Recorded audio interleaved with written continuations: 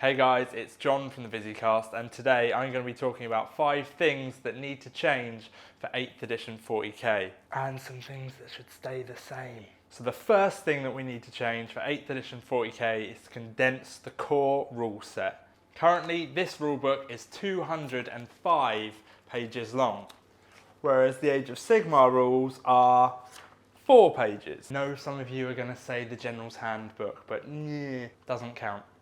I'm not saying we go all the way down to 5 pages, but what I am saying is that we need the rules to be a little bit simpler in general. There are so many ways you can get rules wrong, right? I thought that I knew the rulebook inside out. Everyone on the VisiCast thought we knew the rules inside out. As soon as you play a game and you put it up to YouTube, you realise that you don't know the game as well as you thought you did.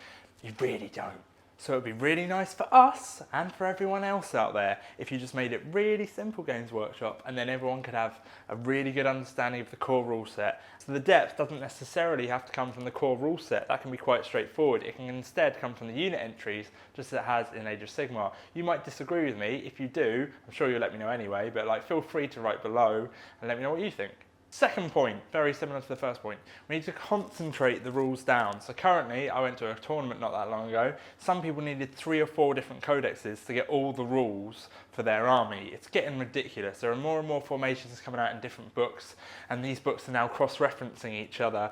It's just becoming a bit of a nightmare. So the same thing as with Age of Sigmar, you have a unit and you have everything you need for that unit on one page, and you have a formation, you can print them out as PDFs, you can basically have your whole army as one solid thing, a little pack you can print out, and you can laminate it if you're that sad, and you can look at it and you know everything you have to do instead of flicking through 3 or 4 different books. I appreciate that you could do this now with 40k by photocopying the pages, but it's not as simple as they made it with Age of Sigmar. So something like that to make it a bit easier and quicker to reference things during the game would speed the game up and make everything a little bit more straightforward. Point number 3 is to simplify the psychic phase.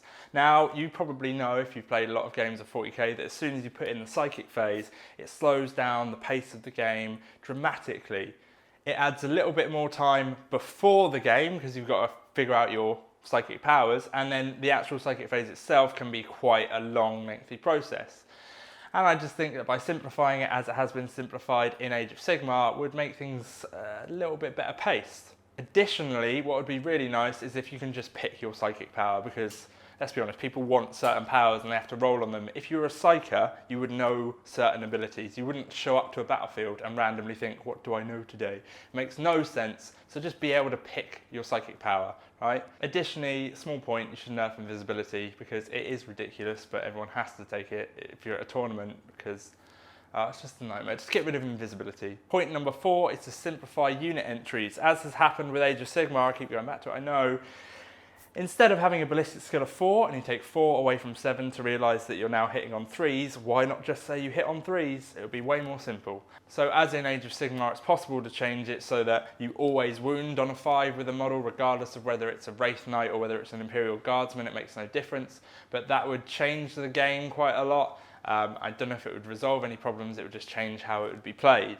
And point number 5 is to change the way that rend works. So at present, if you have an AP 3 weapon and your save is 3+, that save completely disappears. However, in Age of Sigmar, rending works that you minus the amount off your save. So for example, a Space Marine would be far more resilient because you just have -2 rend, you'd still have a 5+ save, instead of not having any save at all. In doing this, you'd probably just shift the meta in a way. You'd make Space Marines more powerful as an example, but to be fair, Eldar and Tau have been at the top of the power spectrum for quite a long time, and Space Marines, if you look at them, in the current meta at least, aren't that brilliant just because there's a huge amount of rending and AP3 things out there. Just that's the way it is. I personally think that this would be a really nice change. You might disagree with me. Either way, let me know.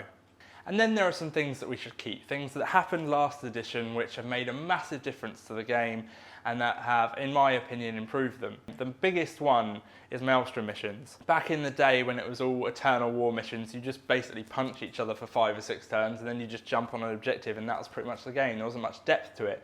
Maelstrom has not only added depth to the game, it's also leveled the playing field massively. Some armies that I couldn't play against or armies that couldn't play against me in previous editions because it came very rock, paper, scissors, it's now leveled it out, because it doesn't matter necessarily about how much you can kill and all that kind of thing.